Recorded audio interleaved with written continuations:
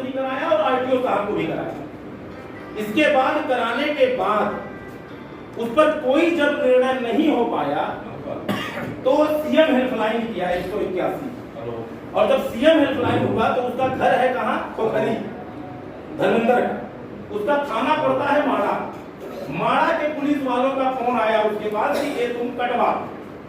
उसने बोला कि मैं नहीं कटवाऊंगा, तो वो बोला कि ठीक है नहीं कटवाओगे लेकिन फिर भी कटवा दो, तुम जयंत का मामला है, जयंत पर तुम 181 करो। उसने बोला मेरा घर खोखरी में है इसलिए मैं नहीं करूंगा।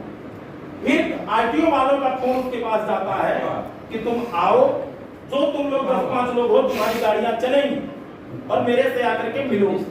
धर्मेंद्र जैसे ही वहां जाता है 10-12 लोगों की संख्या में, उनके गुंडों ने उसकी मोबाइल को छीन करके और ओटीपी मांगते हैं और धर्मेंद्र उस पर विरोध जताता है। और तब तक क्या होता है, उसमें प्राइवेट एक गुंडा है जो शुरुआत किया था, वो लड्डू है। वो लड्डू पहले डंडा दिखाया है, वो लड्डू पहले धर्मेंद्र के साथ मारपीट किया है और इसके बाद एक घटना घटित हुआ है। और फिर जब सुनील दुबे उस रास्ते में गुजर रहे थे और देख करके उस हाहाकार में वो रुक गए, और रुकने के बाद जब उन्होंने बात करना चाहा तो लड्डू बता रहे हैं अपने आप को कि मैं हूं कांस्टेबल सरकारी पद पे।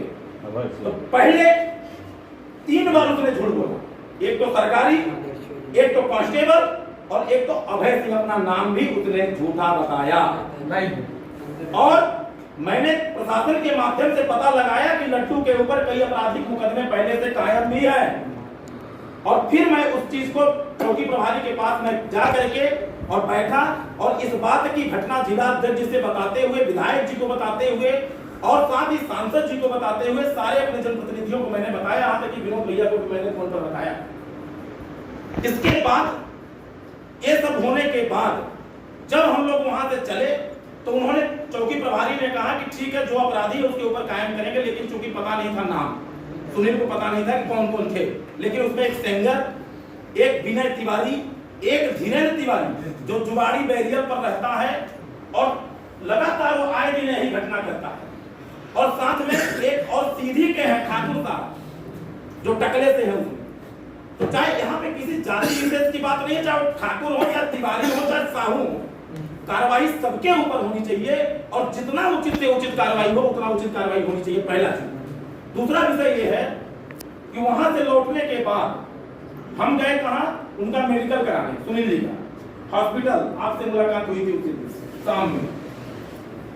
वहां पर एमएनसी जब उनका हुआ तब तक बैरियर वाले खाना नहीं गए पूरी रात, और फिर इन्होंने फ्रॉड किया।